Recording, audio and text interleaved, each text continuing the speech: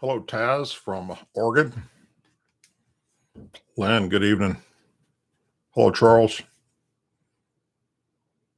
Julie, sorry you're in Washington State. What's up, Linda? Call Kraft from Texas. Connie from Texas. Betty's in Oklahoma.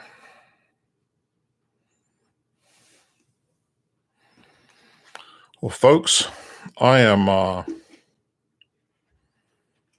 been a very long and busy day, and got some time to kill.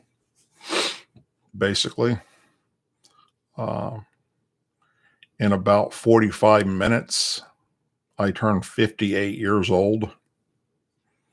So I thought, why not come hang out on YouTube for a little bit? What do I have to lose? I'm knocking on the door of 60 here real soon. I didn't feel like going to sleep yet, and getting bits and pieces of what's happening in the world right now. And it's difficult to wrap my head around. Boy. So let me tell y'all something. NOLA.com, NOLA.com. It's a news organization for New Orleans, Louisiana. And they're really good at covering a lot of stuff here in Louisiana.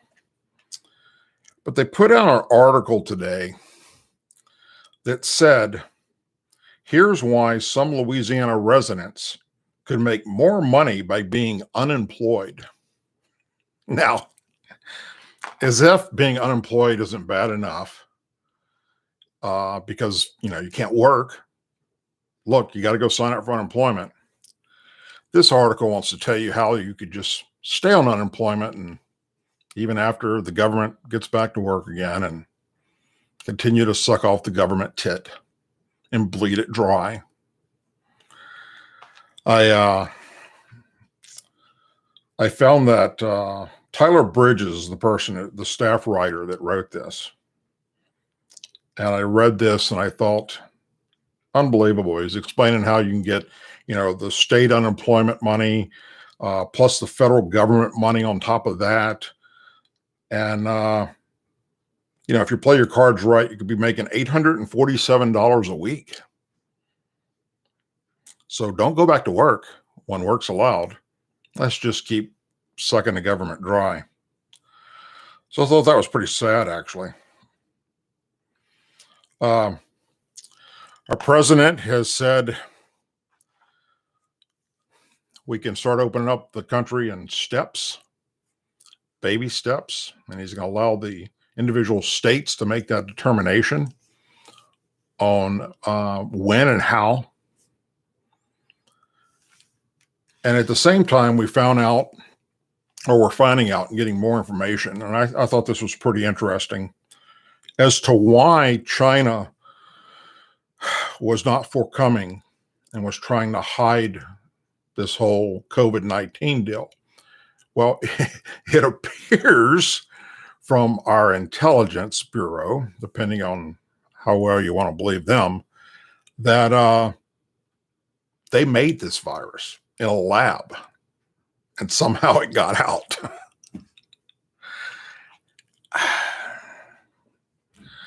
I don't know how we know that. Maybe we got some inside people working for us. I don't know. But by Trump saying that the government can start opening up slowly but surely, the stock market's going to go up. That's a good thing, because I'd like to see my money in the stock market increase and not decrease. So many people that I personally know that were literally counting on the stock market to continue to do good because they want to retire here soon can't now. It's going to take a while to build that back up again. So that's kind of sad. Uh, remember Trump's lawyer, Cohen, that's in prison right now? The one, Michael Cohen, the one that Trump refused to pardon because he turned against him and made up a bunch of lies. Well, they're going to let him out of jail because of the COVID-19 virus. They don't want it spreading to any inmates like him. And look, if that's a legitimate thing, that you have a prison system or a jail system that is overcrowded and you've got cases of this COVID-19 in the system, I guess I'm okay with letting out people that are, that didn't do any type of physical violent crime. As long as nobody was injured, nobody was hurt, you weren't a big drug dealer. That's probably, I guess that's the wise thing to do until this all settles down. But sadly, we can't even get that right because we've got jails that are letting people out that did some horrible things. Rape, child abduction, pedophiles. It's sickening that we can't even get that right. What do we have right now? Right now, we have world cases with this COVID virus. We have 2,127,873 worldwide confirmed with 141,000 deaths. In the U.S., we have confirmed 653,000 with 31,590 deaths. And here's a little something that I've been piecing together when I'm watching this. And I haven't been able to find a reliable source to give me this number. But it appears on the outside that the majority of those dying of COVID-19 were already dying. In other words, a normal, healthy person would fight this off just like the common flu. But if you've got underlying medical conditions, it's going to just destroy what's left of your immune system. Which is why we have a massive problem of people dying in retirement homes, old folks' homes, whatever you want to call them, hospice centers, because they don't have what it takes to fight this off. So out of these 653, I'm sorry, let me back up. Out of the 31,000 deaths in America right now, I want to know how many of those were healthy adults that did not have any other underlying medical conditions. Seems like that'd be a question everybody would want to know.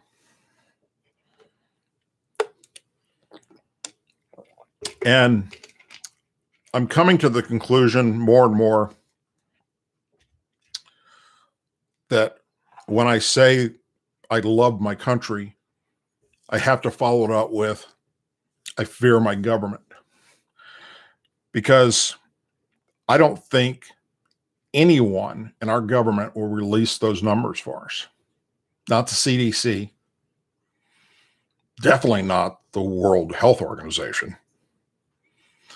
Nobody is going to tell us out of the 31,000 plus dead in America, how many of those were healthy adults without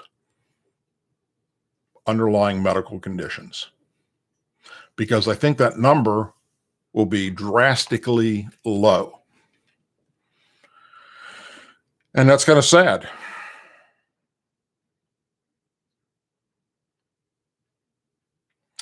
Um, Another thing I'd like to mention, I don't know, you guys may have already heard this or seen this. Um, if you shop, grocery shop, you know of this product. It's called Land O'Lakes butter. And they've been around for 100 years. And for 100 years, their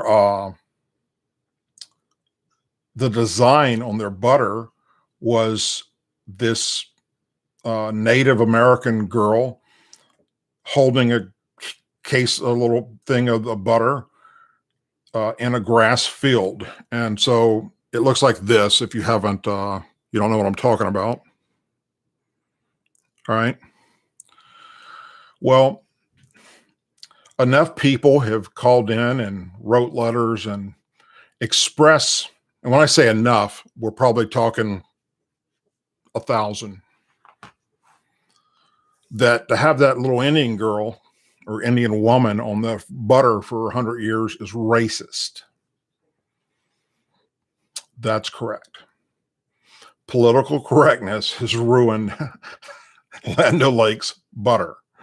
So they've agreed to take the Indian girl off of the butter and just have a picture of the grass and the trees in the background.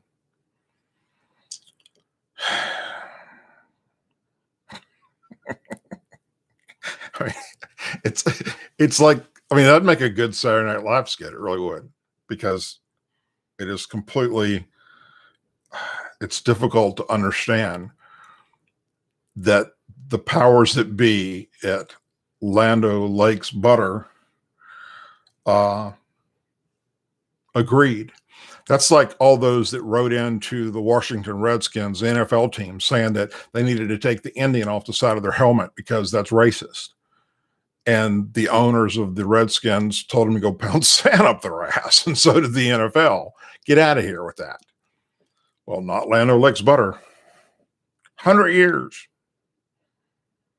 Poor Indian girl. She's got to go.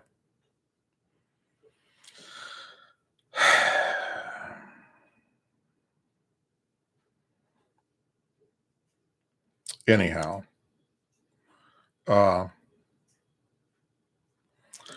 there is a lot of people we know of, because they tell us in the news media, that are famous, that are dying of COVID-19.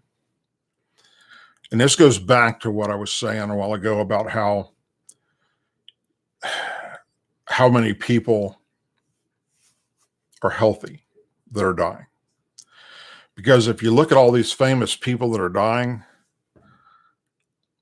they all have underlying medical conditions and they're elderly.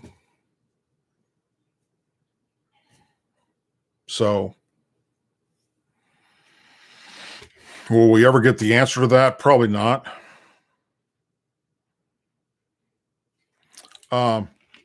Speaking of COVID-19, let's stay on that topic for a minute.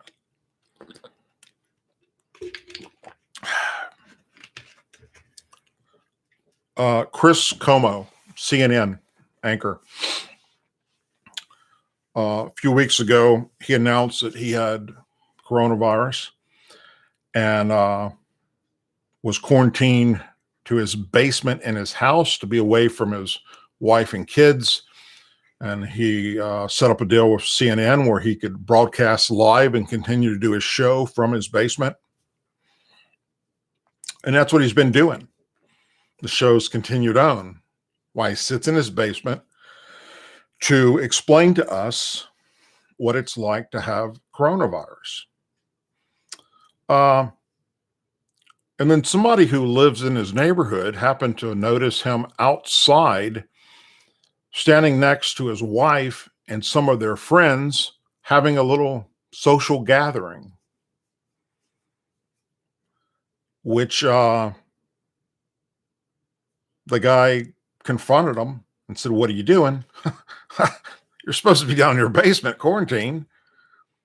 It's even been said that your wife has it and you guys are having a party. What gives?" And Chris Como basically told him to go pound sand, get out of here. You got no, it's none of your business, and ran the guy off. And that's fine. Except, was this fake news again? Was this all set up to try and boost CNN's ratings? We actually have one of our people that's got a pretty decent following in the Democrat and liberal base out of all the different programs they have watching his program. And this might have been set up to boost the ratings, because if you're in your basement quarantined from your wife and family, telling me every day on the news how bad this is for you, and then somebody spots you out in your front yard with your wife and a bunch of other people standing around having a great time, then you're lying. I hope that this goes further and law enforcement will investigate this, because that's screwed up. That's very, very, very screwed up. When we know that, yes, the virus is real. Yes, it's killing people. Although, like I say, it doesn't appear that young, healthy people such as Chris Como would die from it. So another person that you guys might know that did that as well is George Stephanopoulos. Supposedly has the virus. Supposedly his wife has the virus. And he pops up in a CVS yesterday, or Walgreens, to pick up medication.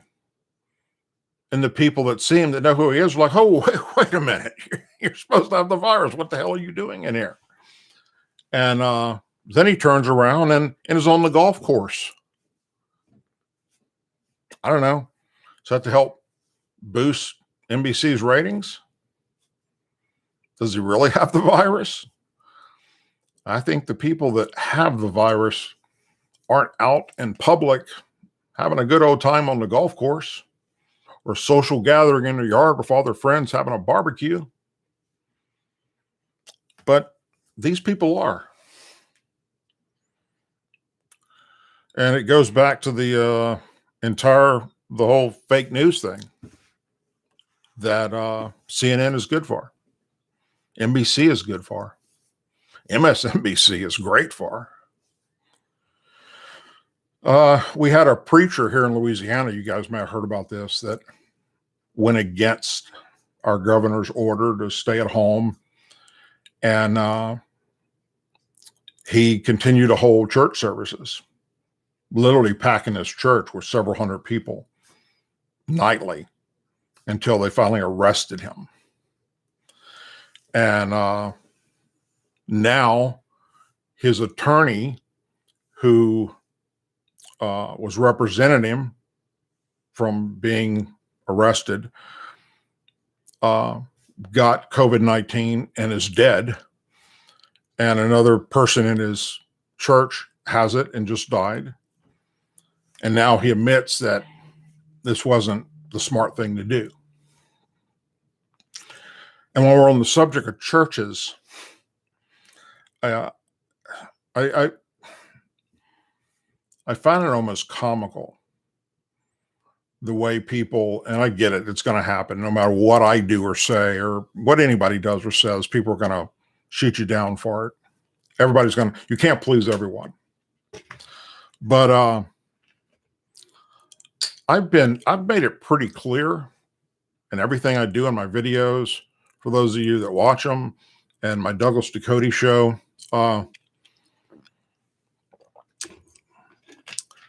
that if we're going to have no social gatherings and shelter in place, then that means everyone. If Christian churches can't do it, then mosques shouldn't do it. Synagogues shouldn't do it. And a lot of stuff started spreading around the internet here recently about how Muslims are allowed to continue to have their mosque and continue to go and what have you.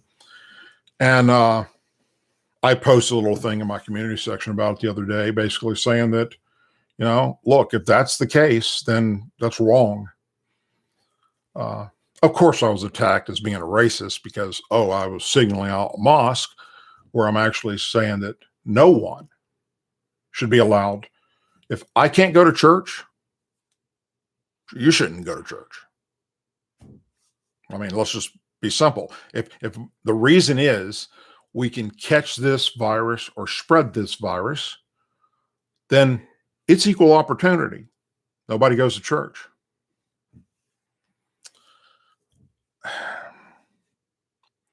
I make it a point.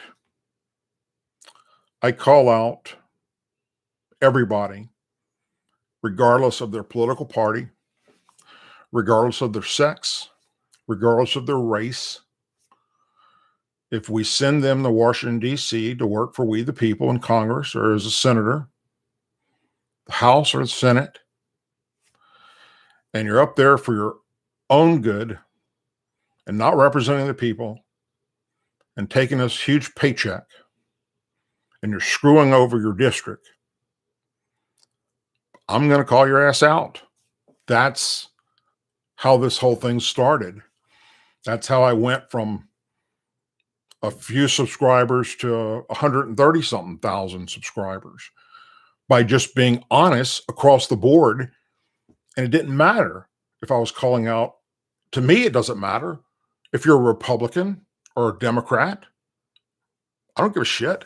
I'm a Republican. I'm a conservative. I used to be a Democrat. I'm open and honest about that. And, but for those of you that follow me, how many times have I come down hard on Republicans in Congress that are doing stupid shit? But yet, if I do a video about a Democrat, oh, geez, I'm a racist. I'm a bigot. I won't call out my own party. Well, if they just looked at my videos, they would know that that's not true. And that's how I live my life.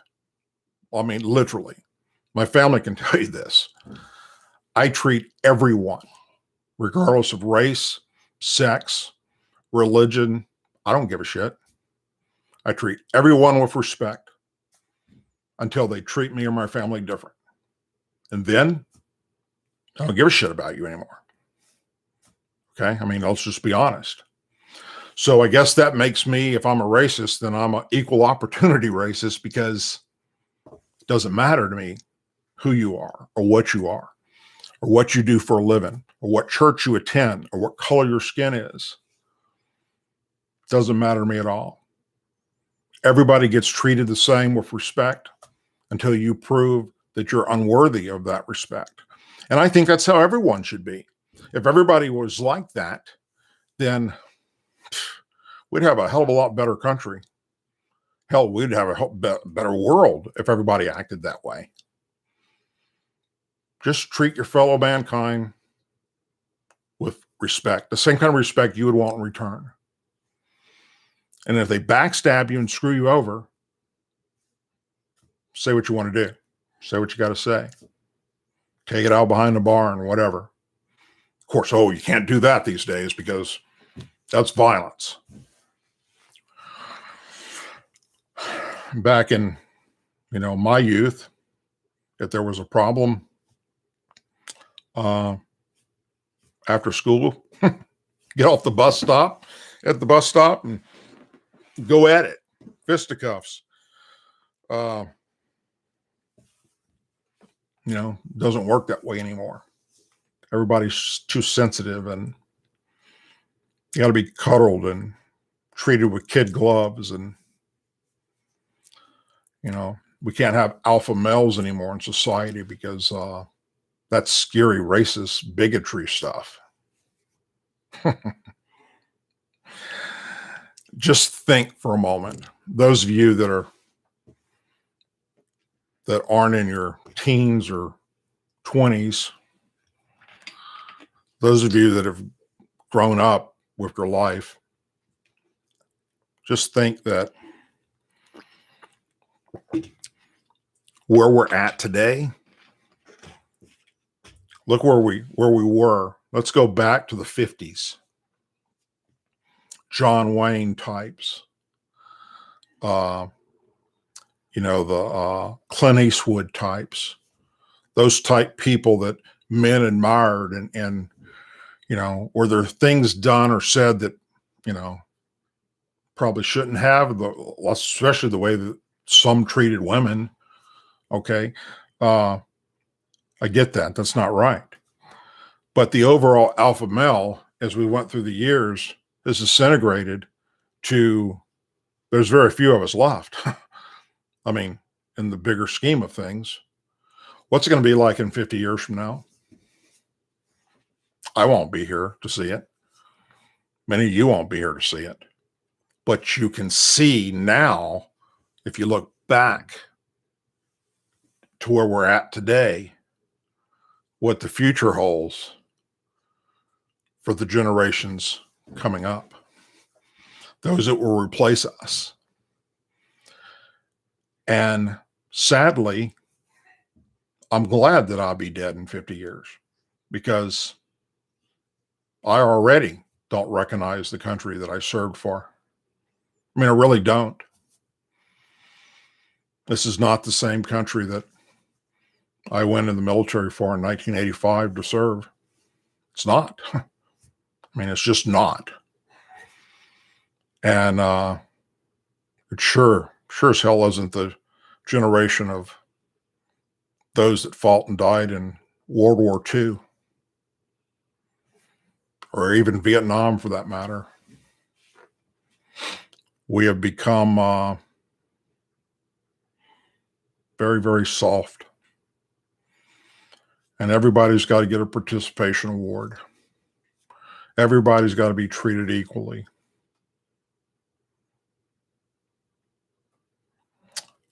I don't know. Just something that's been weighing heavy on my mind for a while now. Especially when you can't, go about your business doing your normal things that, that you do day in, day out, your normal routines, whatever that happens to be. One of the things that I did a lot of and I miss is in the mornings going and meeting up at the local little restaurant, little diner we have. It's been here for, I think, 75 years. Going there in the mornings and having coffee with a bunch of other veterans. Typically, I was always the youngest one. Most of them were, Korea War veterans, a few World War II vets, some Vietnam vets.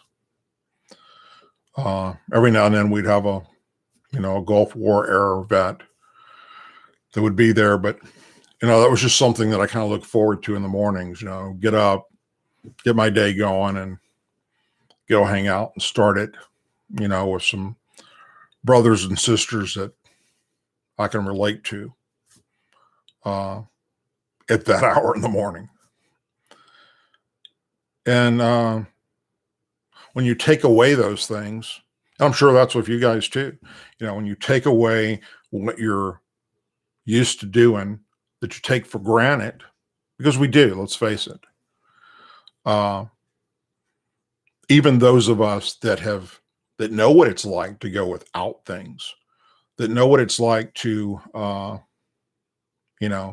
live 6 months in the desert of Saudi Arabia, and a good month of that is while being shelled with artillery and Scud missiles, and in our case, flying missions, taking troops into combat, wondering if you're going to die any moment. And you've got no TV, you got no radio, there's no computers, there's no electricity. Oh, eventually we got some generators and rigged up some light systems, no AC,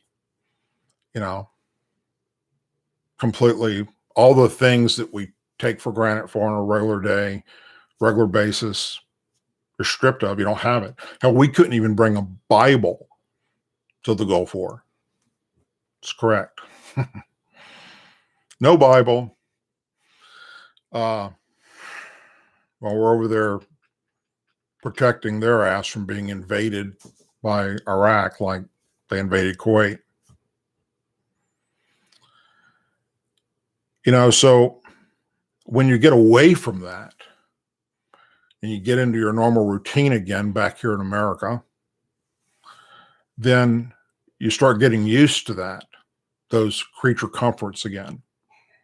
And you really take them for granted because you just basically, you wipe that out of your mind, the part of doing without cold water, hot showers, nice clean food, air conditioning, all the creature comforts that we have today.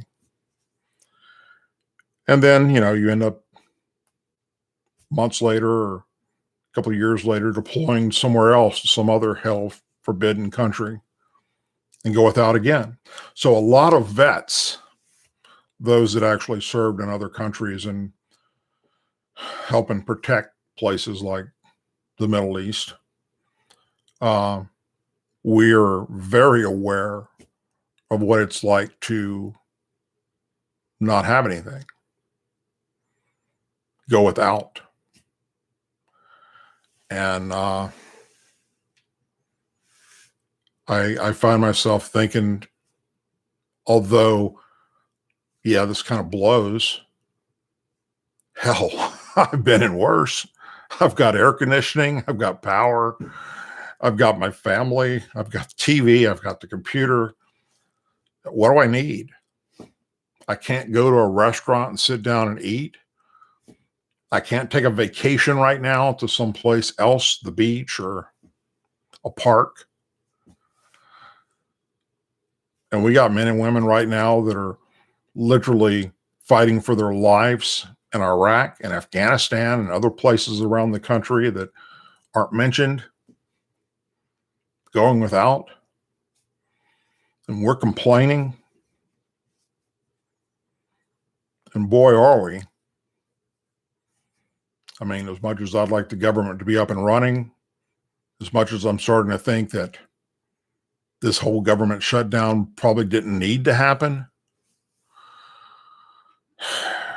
as much as I'm starting to believe that the deep state was rooted even into the medical field in Washington, D.C.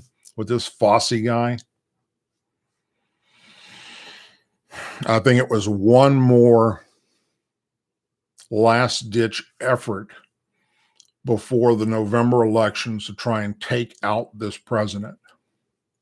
That's what I'm starting to believe.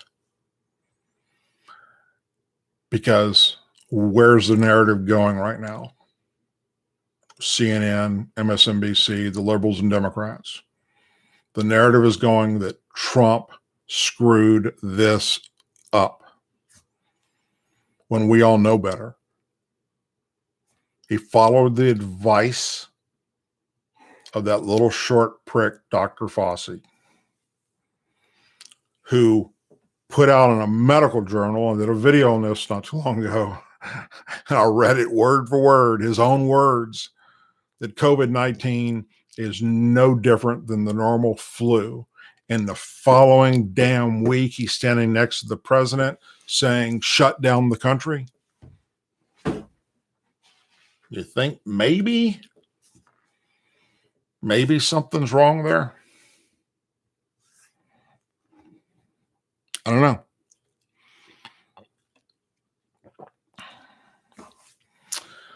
know. I do know in 11 minutes, I'm 58 years old. I do know that.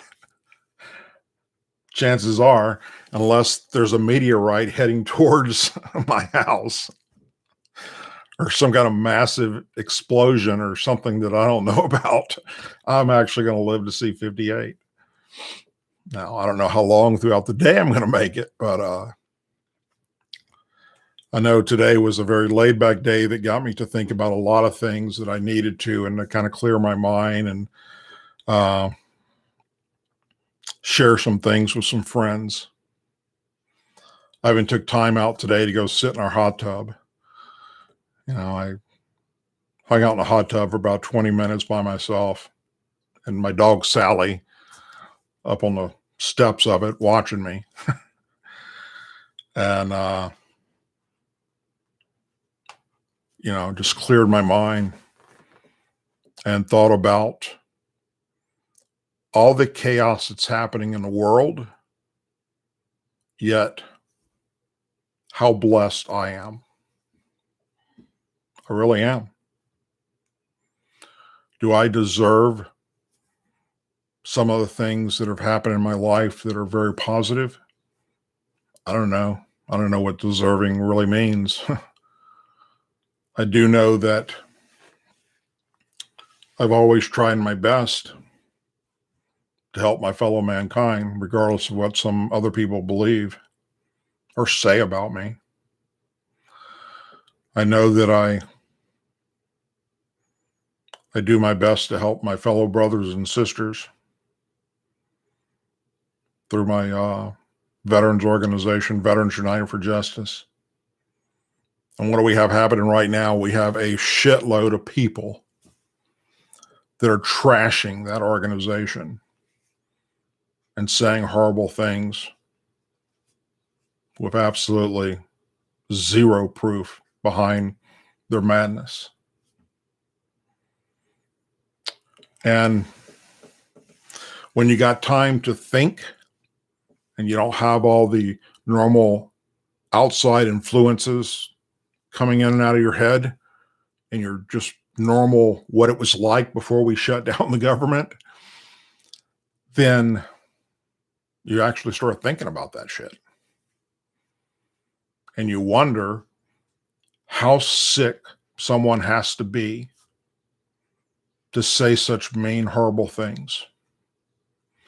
For instance,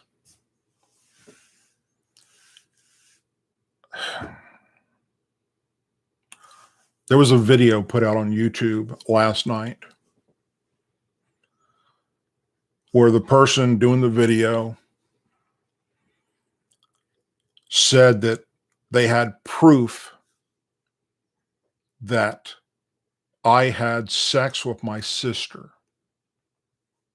Now, that in itself is sick enough to even come up with some kind of crap like that. What was their proof? Guess what it was? My retarded son. And that's exactly what they said. They know that I have a special needs son, a wonderful young man that's 30 years old, that I would take a bullet for. Most of his life, I raised him on my own, even while serving in the military and in law enforcement as a single parent. And so they said something mean and horrible like that. That cut my heart out, because all I could think about was I wanted to take a baseball bat and take their head off with it. I don't care what you say about me. Say what you want about me all day long. I laughed that shit off. But when this person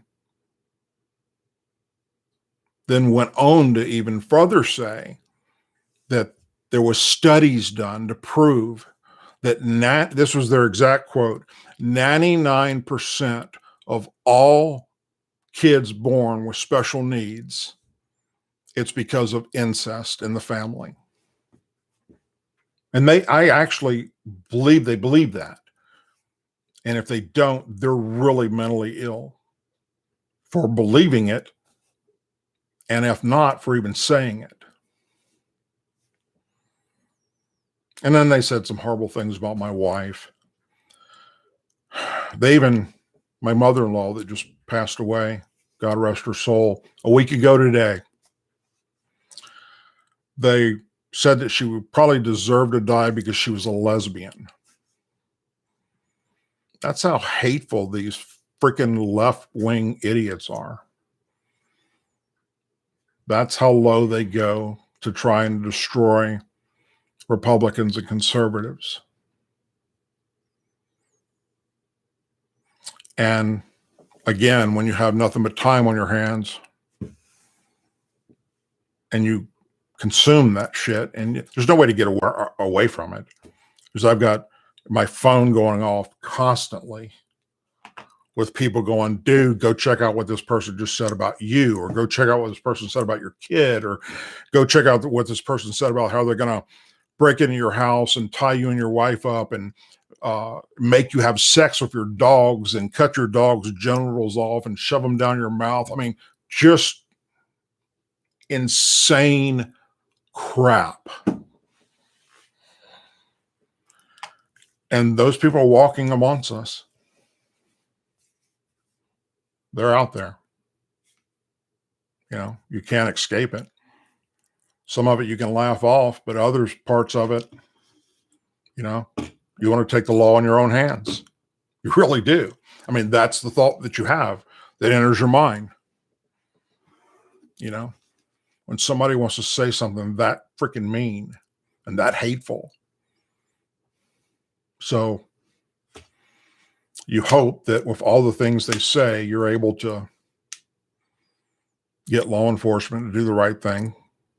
And I do believe that, in fact, I know it's happening. I just wish the wheels of justice would work a little faster. But I know how slow it is because shit, I did it for 9 years.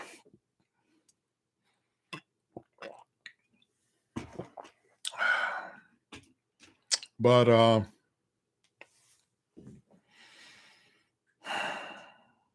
anyhow, let me see if I can answer some of these chats. Good God. That's moving pretty quick. I appreciate all you guys coming over and hanging out tonight. Maybe I just needed to get some stuff off my head, out of my head. I hope that real soon we'll be able to get the Douglas Ducote show back up again. We're going to stick to the Tuesdays and Thursday that we had going originally, instead of every night, because that's not doable right now with my life and with my producer's life. Dustin he's more busy than I am right now, and you know, plus he's been dealing with sickness in his family as well.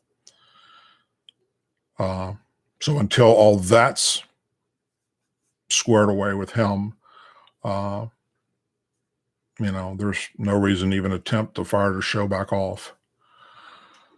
But we will. And it'll come back bigger and stronger than it was before. That's for sure. And as I find information that's important to me, that I think is important to you, you know, that I think American patriots need to be aware of, then I'll do a video on it. I gave you my own personal opinion on whether it's something being said by a member of Congress or somebody that wants to be president.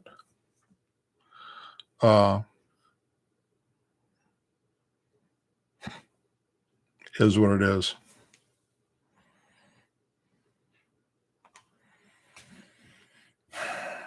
Let's see what we got here.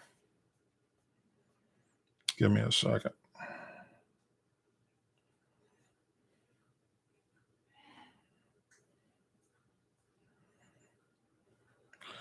Here's what should have happened. I should have took some money and put on the airlines in the stock market. It's too late now. We just went 850 points up, 3.5%. I'm telling you, our economy is going to come roaring back. This stock market, by the time election comes around, is going to be screaming. And if I'd have just put money into the airlines, my son, who's an airline pilot, said, Dad, put some money right now on the airlines. Well, I didn't listen to my dad as a kid. And now I got my kid telling me what I need to do because he's in the stock market. And I didn't listen to him.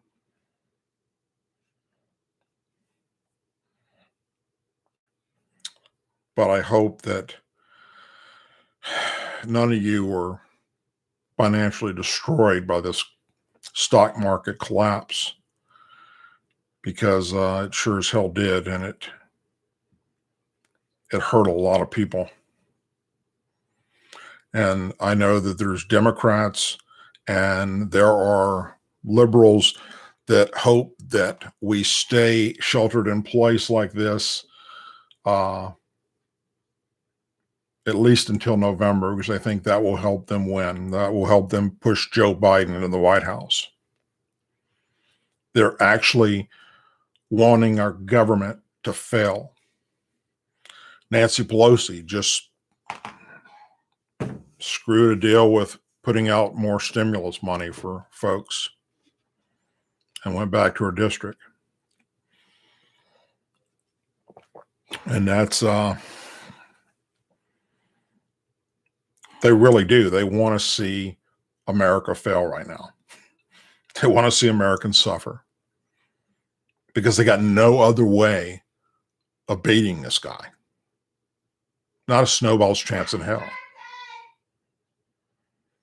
My wife is awake. She just yelled, "Happy birthday." Yep, it is midnight. I am now officially 58 years old. That's 2 years from 60. Man, I remember when, vividly, as a teenager, wanting to turn 21. Couldn't wait to turn 21. But yet 30 looked like those were old people. And then 30 came around and you start actually feeling old for the first time. And 40 looked like that's old people. And now here I am, years later, 58, going, dog it, I don't want to turn 60 in 2 years. But if my life goals, long distance goals, continue to fall into place, my 60s should be pretty damn good.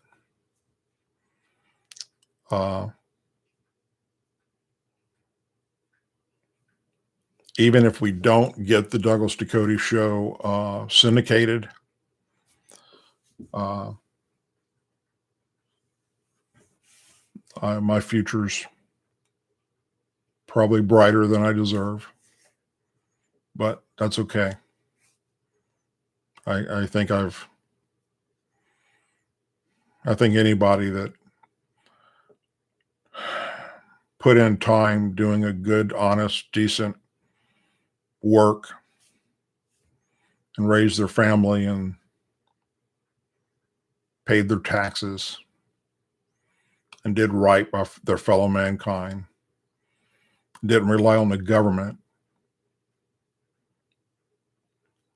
actually put in an honest day's work, deserves in their 60s, 70s, 80s to be kicked back on the beach if they like that, or in the mountains in front of a fireplace, not hustling day in and day out, like sadly too many people have to do today.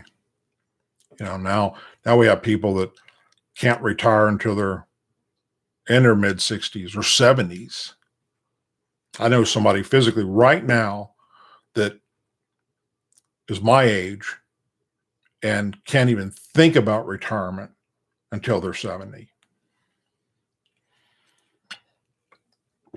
But it's because of the career that they found that they liked.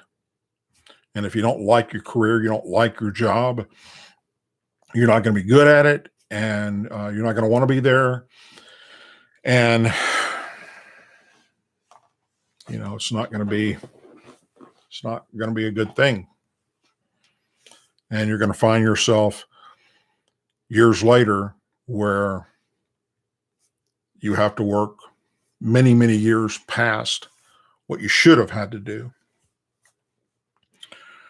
And sadly, that happens to a lot of people. Hell, that even happens to people in the military that, do 20 years and retire, get medically retired like I did at 18 years. Or even people that do 25 or 30 years in the military or in law enforcement or any government job. And then they retire to realize that, shit, they got to go back to work. They got to do something to supplement, their income that they just are only getting a quarter of now. In some cases, if they're lucky enough and they did, 25 or 30 years, they might get half or three quarters. Unless you're a member of Congress, you ain't going to see 100% of your paycheck when you retire. And those people shouldn't, period.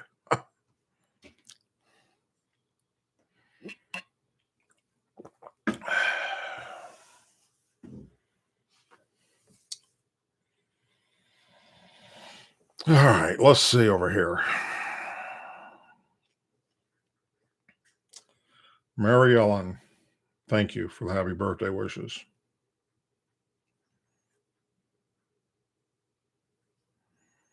Philip Turner, here lately, I feel like a greyhound ran me over. Yeah, I know that feeling.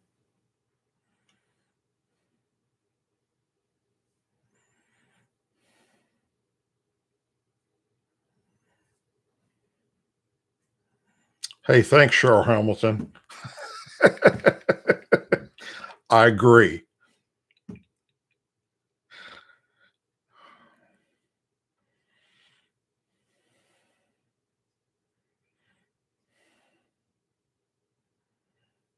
Robert Bigelow, I'm a youngster. Well,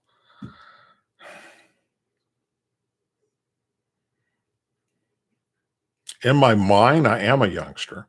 I mean, literally in my mind, seriously, I'm 18 years old. It's my body is not 18 anymore. Thank you, Melissa. Mark, your birthday was yesterday. Happy birthday. My wife happens to be moderating. When I started this, my wife was sleeping.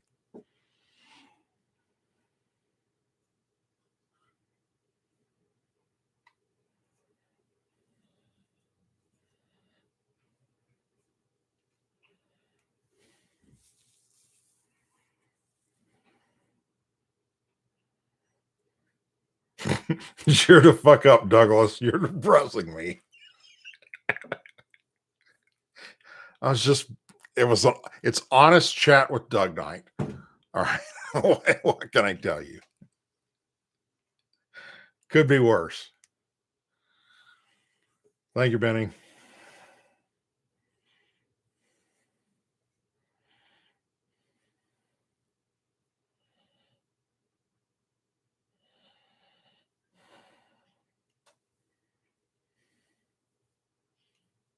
Thank you, Linda.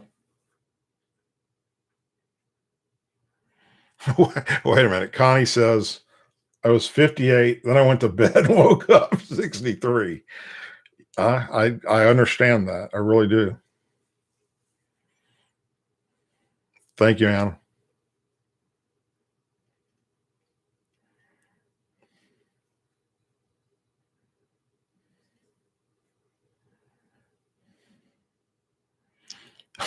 With all the medical stuff going on, what's the difference between an oral thermometer and a rectal thermometer? The taste. Oh, geez. That's horrible. What's up, Sammy? Thanks, Ginger.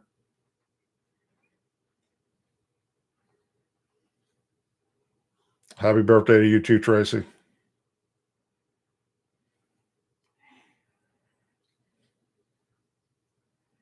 Thanks, Bob. We should all wait, Joel. What? We should all call Land O'Lakes and tell them we won't buy their product if they don't restore the original image. I'm going to write some kind of stupid, silly ass email because that's what I do.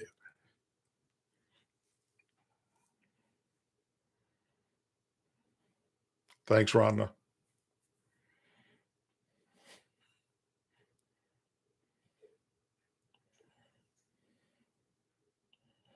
Thank you, Nancy.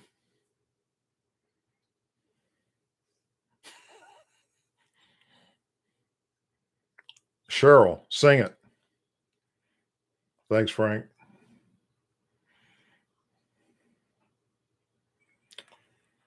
Have I ever considered running for POTUS? Yes, I have. We'll leave it at that.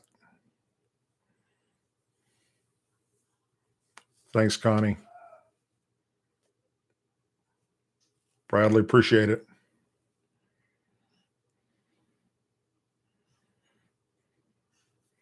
Chef Big Stick. Thank you.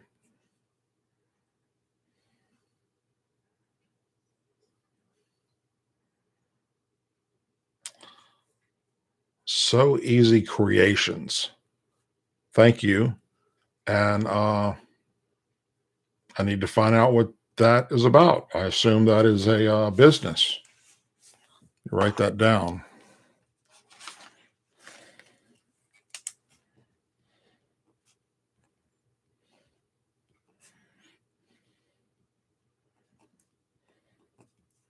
Need to find out what you got going on there.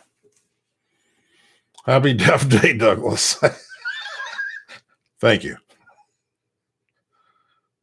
Joe, you're going to vote for me? Appreciate that. Yes, Linda. Thank you. Appreciate it, Richard.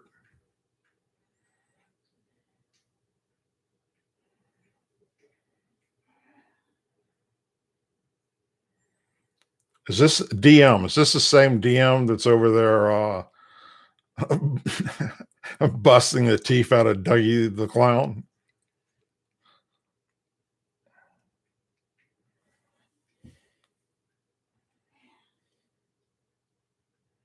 Happy birthday, Mark. Thanks, Kevin.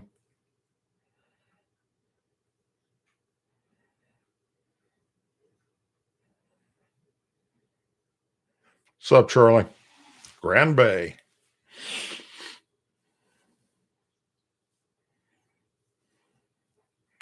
Thanks, Benny. It's a good possibility.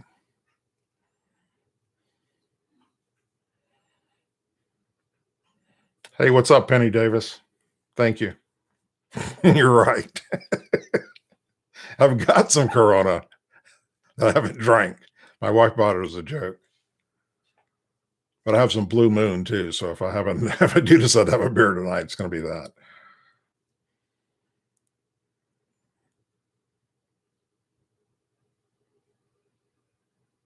It is the same DM.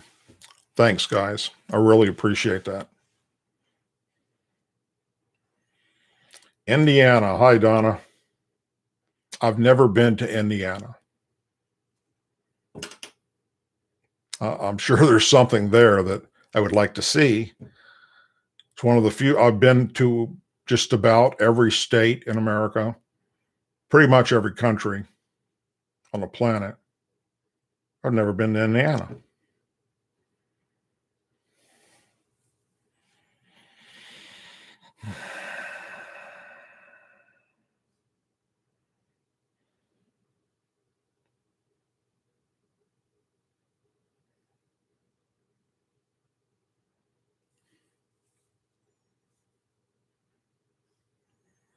And I apologize for not being able to read all of these.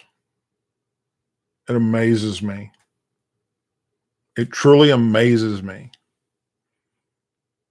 that I'm blessed to have you guys subscribe to my channel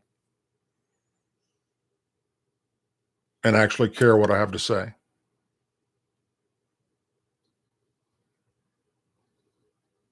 I'm blessed. And I can't thank you enough. So to all of you guys in the chat right now, thank you. Well, except for the people that my wife is kicking out for saying horrible and rude things. Did I just see Maurice in there? No, let me back up a second. Could have swore I saw it pass by me. Yes. Maurice is there. What's up, brother? Me and him did the More together. We were both guest speakers for that event in Washington, D.C.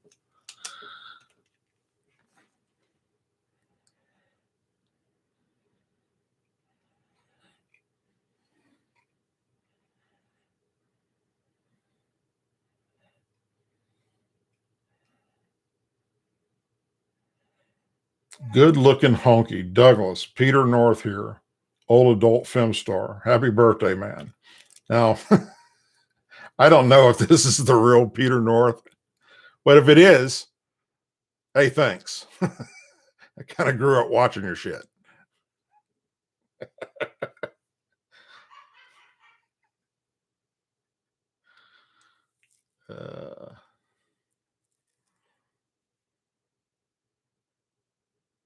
Hey, Maurice, you're going to love this. I actually went on Trumpster Bob show today. He brought me on split screen and we chatted. I'll leave it at that. It wasn't as lively as your chats with him in the past, but I had a purpose for it.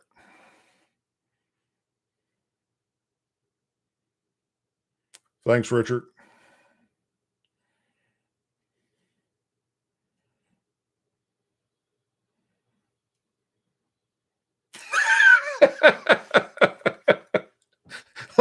Let's just say I can still shoot a bird off a tree branch. Oh, that's funny.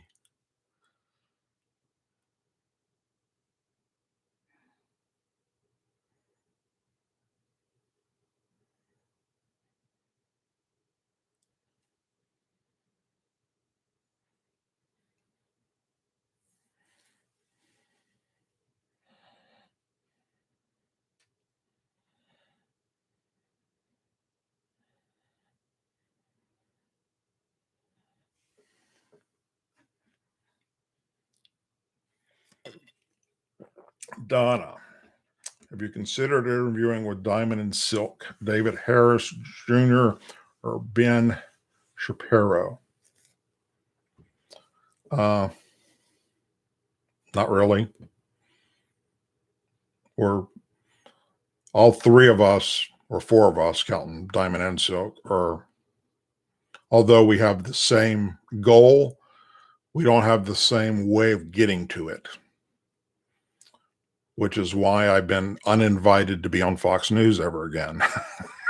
Because they feel uncomfortable with what I might say. You know, just because I put out some videos where I was not politically correct and I said some bad words doesn't mean that when I go on TV and do interviews, I'm going to do the same damn thing. But that's how they feel. And I've done many TV interviews with, the ABC, CBS, NBC affiliates here in Louisiana, and many other ones across the country for many different things with veterans and my veterans organization. And I can be good in front of the camera. I cannot say bad words, but they don't they don't want to trust that. And they've even got a way of beeping it out if I did say something wrong.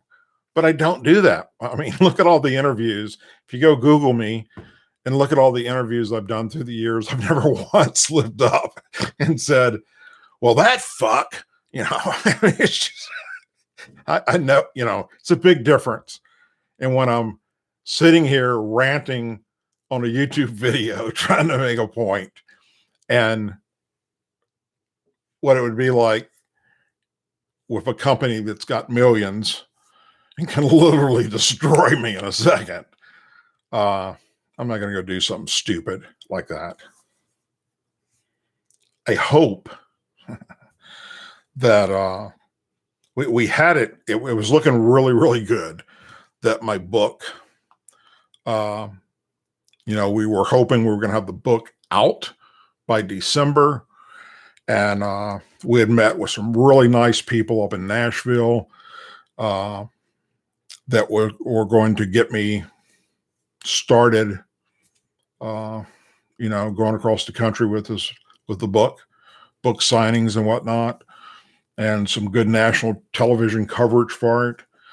And we've had some problems getting the book out. We'll leave it at that. But hopefully we're going to keep those connections. And Mike Huckabee, was who we were hoping to launch the book on his show. And had the opportunity to go meet with him and talk to him, and great guy.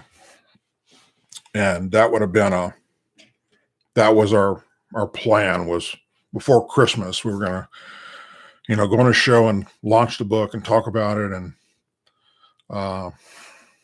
didn't happen. But when we finish all this technical stuff, I don't know if you've ever written a book before, but Jesus, this is crazy. I mean, it really is. All the different things and all the different steps, and then things that you have to make sure you have. Like in my case, I wanted to use real names of people that I served with. Well, even if you're just using their first name, you got to go back and get approval from these people to do that, or you can be sued. So that was one thing that put us on a big hold, where I had to literally call and find these people and contact them. And luckily, a lot of them, I found them through Facebook and whatnot, and said, hey, man, remember when we did X, Y, and Z? Oh, yeah, man.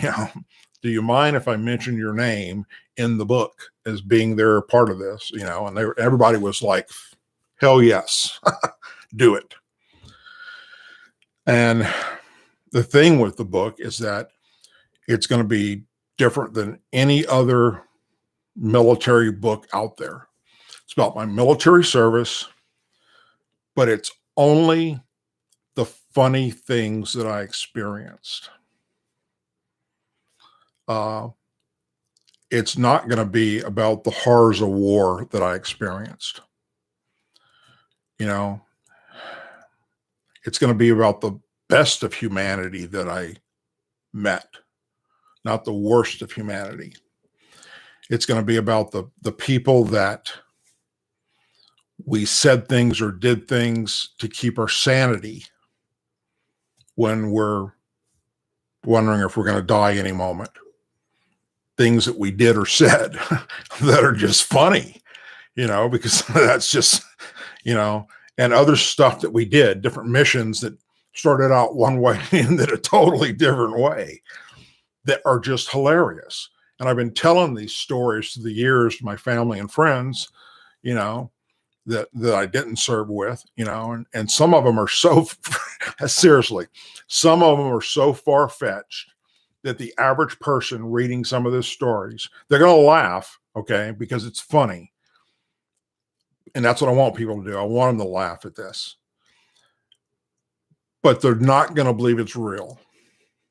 That's why I found it so important that I used the actual people that I experienced it with, their names, so that, anybody can vet that on their own or find a way to reach out to them and, verify the story. There's so much these days of people writing books about their military service and then people coming back saying that's bullshit or that didn't happen or, whatever. And I want this to be as close as I can possibly remember of the actual events. And damn, there's many of them. There's a lot of them. When you got a bunch of crazy ass guys like me,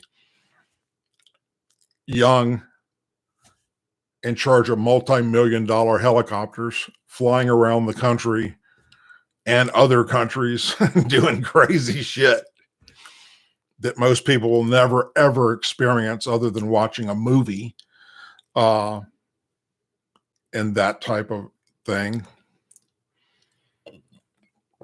Then sometimes you just do stupid shit. And at the moment, in some cases, it saved the day. Literally saved the day because it brought us back into a sense of reality of we're okay. We're going to make it through this shit. That sixth sense of humor that you come up with when you're in a situation where literally you might die today.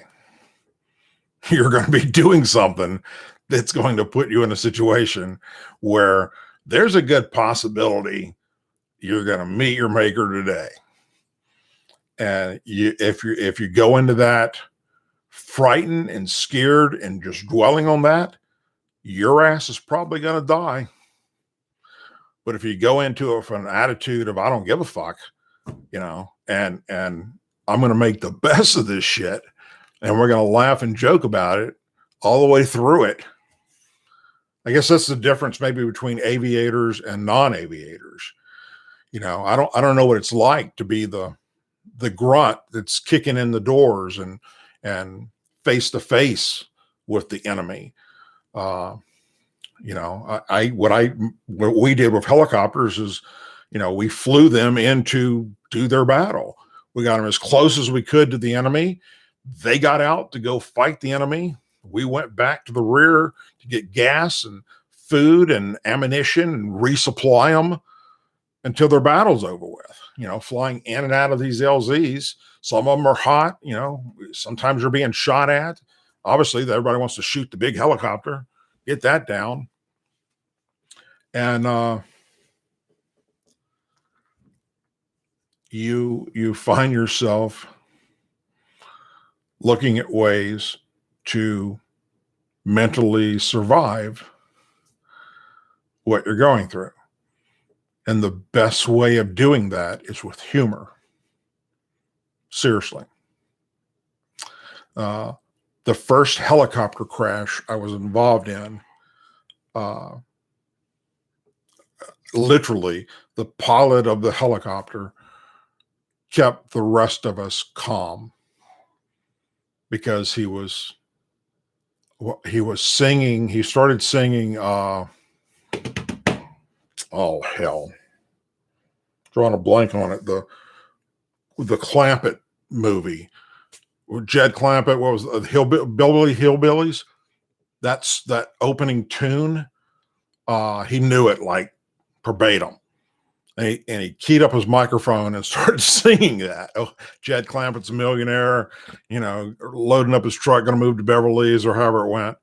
And that got us all laughing, and it got everybody like to just calm down for a moment. We knew this is fixing to suck really bad, but if you're going to die, you're going to die laughing, literally. And, at the moment you think, what the shit, dude? But then at the same time, it was like, there's a purpose for that. And it worked. And that's going to be in the book. And there's actually a couple of stories with that particular pilot that I flew with that's in the book or things happen that were different. Let's leave it like that. Anyhow, I didn't expect to go for an hour and 15 minutes, but I made it to my 58th birthday. And I thank you all for the many birthday wishes and all the prayers that me and my wife have gotten, during this time when we were very, very sick and thought we had the coronavirus. And, thankfully we did not. All the prayers we got when my mother-in-law died, when Marilyn's mom passed away, that type of stuff makes this worth doing what I do. I mean, it really does. When I say, and I've said it many times, I do this for you guys. I can be doing other things, where there's many things I can be doing with my life. But nothing gives me the passion like reporting the news that's real and doing it in a way that I have people that say to me, hey, I can't comment on your Facebook post, or I can't comment on your chat because of my job, because I'm a lawyer or a doctor or a police officer or a judge or a district attorney, friends, acquaintances, or because my wife would freak out or my husband would freak out. But you're speaking for me. You're saying what I want to say. And thank you for being that voice to put out common sense. American Joe, 58. My God, you're old. Yes, brother. Yes, I am. Thank you, brother, for the $10 there. Appreciate that. That's one cool dude. We were in Desert Storm together and at Fort Hood together. And see that beard of his? See this one? There's going to come a day when we're going to do a beard off to see who has. Marilyn just yelled from the bedroom, not together. Not in a gay way, baby. To see who has the best beard. And I admit his beard is more superior to mine right now. I posted a picture today.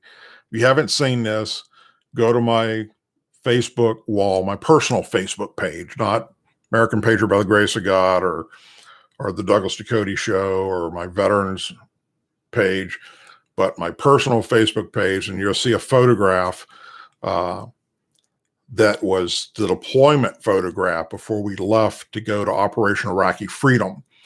And everybody in the unit had to line up and go stand in front of this American flag and have your picture taken. And that was the picture that would be used for the news media if you died or were captured as a POW, so that the unit had a photograph to be able to turn over to the news media. And I found that picture today. Through the past several years, when I see pictures posted of somebody that died, a service member, and they're standing in front of the flag, and it's a posed photograph, I remember what that was like, taking that picture and going, wow. That's when reality sets in, that you're fixing to do something that could be very, very dangerous. And Trumpster Bob is calling. Let's take this. What's up, Trumpster? Happy Thank you. Hey, how much older am I to you or you to me? I don't know. Fuck, I forgot how old you are, so I would say 6 years. I'm 58. You're older than me. I'm 58. You're 58? Yeah. Oh, fuck, yeah. You're like 6 years older than me, I guess. Well, Bob, how do I look like I'm way younger? No, you're not way younger. You're just scared to grow your fucking head. Hey, our mutual buddy Maurice is on tonight. Maurice, yeah. Oh, yeah. Come on. Come on. Birthday. Thank you for your military service. And that's what I wanted to say. Next, in addition to that, we can talk about whatever you want. No, I was fixing to close out. I'm tired and my wife's in bed and it's my birthday. And I'm envisioning that she's got a bottle of wine back there on ice and candles lit in the bedroom. Hell yeah. I agree with that. You. So, yeah, guess who told me it was your birthday? You'll never guess. I don't know. Believe it or not, it was your arch enemy, the guy who fucked your life up for a while. Oh, you're talking about Unread Bat? Yeah. Yeah. He told me it was your birthday, and I was like, damn, today's it? I thought it was like next couple of months from now. Yeah, I'm waiting. His birthday? I'm waiting for him to send me a birthday card from Greece. Send me the best address that you want me to send you a birthday belated gift, and I will send you a T-shirt of me in jail. Yeah, I want one of those T-shirts. I really do. I heard that. And I'll send you one. What is your size? Because I need your size. And if he doesn't have that size, I'll send you one in your wife's size, and she can wear it. I wear a 3X, Bob. 3X, like I guess. What about your wife? Let me guess. Extra large? I don't know. 1X? Yeah, probably 1X. We got to ask her to find out. Rob, do you have a triple X? Rob, do you have a triple X? It costs more. Okay, I'll pay it. I don't give a fuck. I have to pay extra money. He don't have them on hand, but they cost more. I'll pay it to send this guy a Trumpster Bob in Jail T-shirt. I tell you what, I'll wear that. I'll wear that and do a video with it. If I send you one, it says the Douglas Ducote Show, and you wear that. Okay, that's fair. But look here, Doug, you ain't even got to tell me which address. Get with Rob DeHaven and tell him the address to send it at, even though I've got a lot of your addresses, even the one in Lake Charles. You get with him, order the shirt. I pay for it. He will send those T-shirts to you. Got it. Up to free T-shirts. I'll pay for it. All right. Done deal. And then I guess you're going to send me a T-shirt for me. I'm buying 2 already, sister. You ain't got to send me one. I'm buying 2 of them for me. And we'll make it happen within a week, Doug. Yeah, we'll make it happen. All right. I'm on screen. I'm talking on the phone, not on screen. All right, I gotta go, brother. Hey, thanks. Thanks for the birthday wishes. No, really, birthday wishes, and thank you for your service, man, because you're a badass, and you are a hero if you did a fraction of what you're saying you did, and I believe you did. Well, I'll never consider myself a hero. Heroes were people that died. I'm telling you, you're a fucking hero because people are saying but he's not a hero though. And I'm trying to tell them, dude, if you get shot at while you're in a fucking helicopter trying to send people to a location or go get troops out there and need a fucking rescue, you're a fucking hero. I don't care who hates you, Doug. I consider you a hero because you did it. All My right. buddy did that shit. I didn't even know that's what y'all did. Yes, those guys in combat may be more of a hero because they were in the combat, if you want to look at it that way. But goddamn me, the guys rescuing them are a fucking hero for rescuing them. I've been rescued. I'm telling you, to me, that fucking pilot that rescued me 3 times is a fucking hero to me. This guy's a fucking hero. Fuck the bullshit. Now, do I agree with everything he does on this show? No, but maybe he's got bad guidance. I don't know. All right. Can he do it better? Hey, Sure he can. Bob. Doug, happy birthday. I love you, man. Thank you, Bob. Think I don't. I don't hate you, Doug. I don't All right. hate you. Don't think I hate you. All right, All Bob. All right. Thanks. Bye. Trumpster Bob, folks.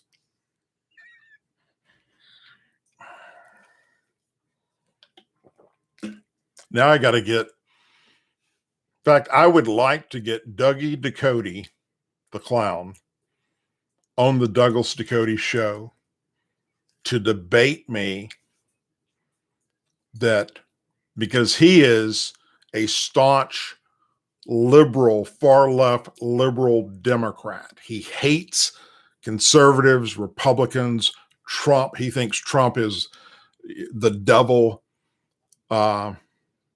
I really would like to have him on a show, even if it's just for 15 minutes. If I could get him to actually debate me on, I will talk about the positives and negatives about the Republican Party. If he will talk about the positives and negatives of the Democrat Party. And they both have positives and negatives. But just because somebody is a Democrat doesn't make them a horrible person, just because somebody's a Republican doesn't make them a horrible person. But when it comes to those far right wingers that are out there wearing tinfoil hats and the far left that are like on board with Antifa, got no use for that shit. And I think though that's where he's at. Time will tell. I do a lot of things. Let me explain this real quick before I go. There are a lot of things I do that people question. Mainly my wife or friends. And all I have to do is look at them and go, really? Think about it for a moment. And then they snap into it and go, you're right. Because there is a legitimate reason behind everything I do. I plan it out. Except for tonight's show. I literally had no clue what I was going to talk about. I was just going to turn the thing on and share my final hour of being 57. But I have a purpose for why I do things.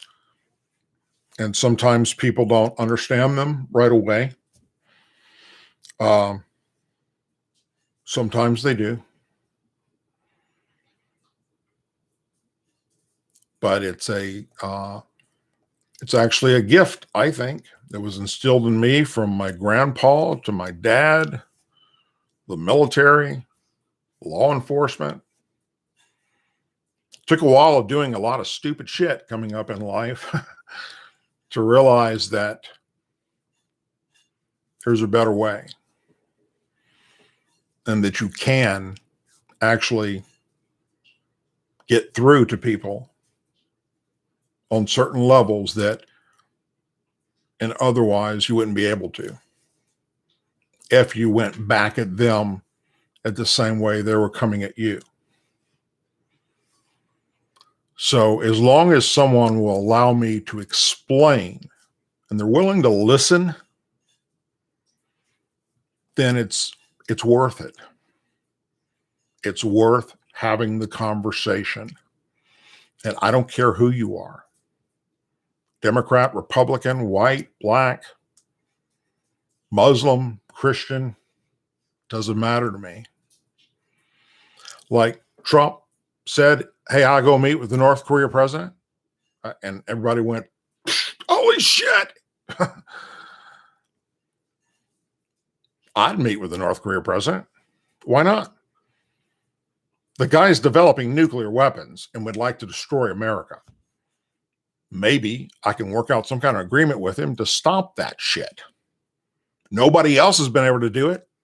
So Trump went, what do I have to lose? Now, of course, they're doing stupid shit again. They're firing off little missiles every now and then, but nothing compared to what they were doing. So we'll see where that goes. Hell, we might be in all-out war with North Korea tomorrow, for all I know. But he was willing to go there. He did. He stepped into North Korea, right over the DMZ, and that little man stepped into South Korea. I mean, when Trump stepped over that line into North Korea, they could have captured him, shot him, but he had the balls to do it. That was the coolest thing about it. I'm the president of the greatest country on God's earth, and you might hurt me, but then my country's going to friggin' destroy you. And he had America behind him. And everything the Democrats said on CNN and MSNBC and everything the liberals said backfired. Same thing with Iran when he pulled us out of that bad nuclear deal that Obama had done. Froze their money. And the Democrats are all, oh, he's going to get us into a nuclear war. No, he's not. Donald Trump is, how can I put this? I think he's probably one of the smartest men I've ever known, yet one of the ballsiest men I've ever known. He treats everybody equal, but yet gets called a racist, gets called a bigot for being the alpha male that he is. And then they take things out of context, and they take just sound bites without playing the whole damn thing, to where their viewer isn't able to comprehend what the statement was about. I mean, even to this day, right now, we're hearing them repeat the same shit over and over again, that he came down the escalator when he announced his presidency, saying he hates all Mexicans and that they're all criminals and drug addicts and drug dealers. They're still saying that right now. And we saw what he said. You can watch that over and over and over again on YouTube. And that is not what the man said. But that's their way of spinning this shit and trying to make him look bad. There's been things that Donald Trump has done or said that I don't agree with. It's okay not to agree with something everybody says or does.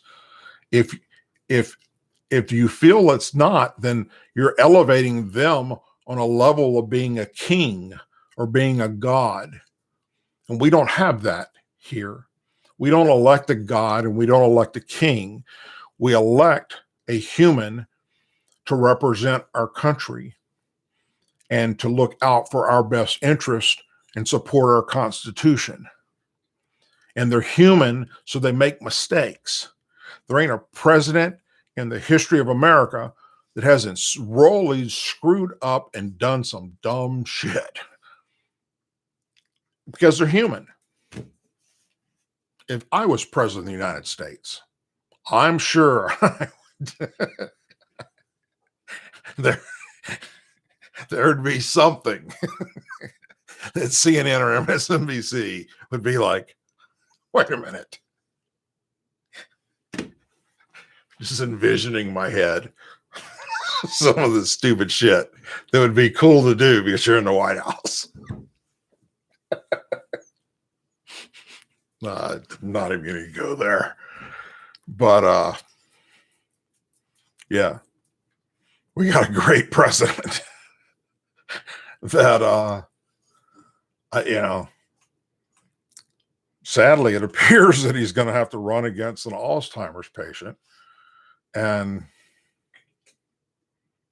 I'm not saying that to be mean, but I mean, I really do, from everything I've been following, think that he's either got dementia or he's got Alzheimer's, because, it's just not all there. It's not clicking right. And I can say that from a person who has a TBI. I have a traumatic brain injury. And I take medications for that because my TBI is mimicking Alzheimer's. There you go. I said it. And that's the best they can do for me right now. And it's actually working really well. I take this little pill in the morning and I take it at night. And it supposedly helps counter whatever happens in my brain that's mimicking Alzheimer's, to where, I can remember where I put my keys or my cell phone, or, oh, that's right, I parked my car on the street, not the driveway, or what was my wife's name again before I walk in the house? It's never gotten that bad. But, hell, that's what he has to go up against. And why did his screen just go blurry? That's weird, huh? And now it's clear again. I don't know. Anyhow, folks, Tiger King. Why is my wife typing Tiger King? Have y'all seen Tiger King? If you haven't, seen Tiger King, let me tell you this. I did not want to see Tiger King. All right. Let me get this out there. I read the articles about it, heard what people said about it, and I went, why would I want to watch a train wreck in slow motion, 7 freaking shows of it? Who wants to go through that insanity? And my wife said, just watch the first one. Just watch the first one. When the first one was over with, I couldn't get off the damn couch. We binge watched all 7 episodes straight through. I was like, holy shit. What? This is really happening. These are the kind of people that we have walking amongst us in society. And some of them, because they have YouTube channels. I saw a meme on Facebook, and it had a husband and wife in bed, or man and woman in bed. They got their backs to each other, okay, facing out. And she's saying, it's like the little bubble comes up, what she's thinking. And it's something like, I hope he's thinking about how much he loves me, or something like that. And his little bubble says, I can't believe I could have got a tiger for $300. But to get that, you have to watch the movie, because it's the series. I promise you, after you watch Tiger King, the series, you will love me more for suggesting it and hate me just as well for suggesting it, because you're never going to get it out of your head. Never. It's something that's going to be just seared into your conscious for the remainder of your life. And anytime you see Tiger King pop up or somebody say something about it, then you're in that loop of those people that witness this slow motion train wreck. That's going to get more and more episodes, actually, because of the other crazy shit that's going down. And more people are probably going to go to jail, and new investigations are being opened on some of these people. And oh, geez, it's just, it was amazing. Really, it was amazing. Anyhow, folks, I'm going to close it out for the night. I appreciate everybody coming in here and hanging out with me. Thanks for all the birthday wishes. Later today, I plan to put out a video. There are some things that are happening right now that I think are going to change in the next, say, 12 hours. So I want to wait and see how that plays out before I talk about what I think I should talk about in a video to you guys and girls. I don't want to jump the gun on it and then it changes, which it could very well do. Come here, girl. I want to see GB real quick. Come here. Come here. She keeps coming over here. All right, it's your lucky day to see a chupacabra. See, here's a prime example that I'm not racist against Mexicans. I have a chupacabra from Mexico. There you go. Chibi, say hello to the YouTube world. You're having a bad hair day, girl. All right. Peanut, where you at? Come here, Peanut. Come on. I have a Chihuahua. There you go, right there. I can't be a racist against Mexicans. I have a chupacabra and I have a Chihuahua.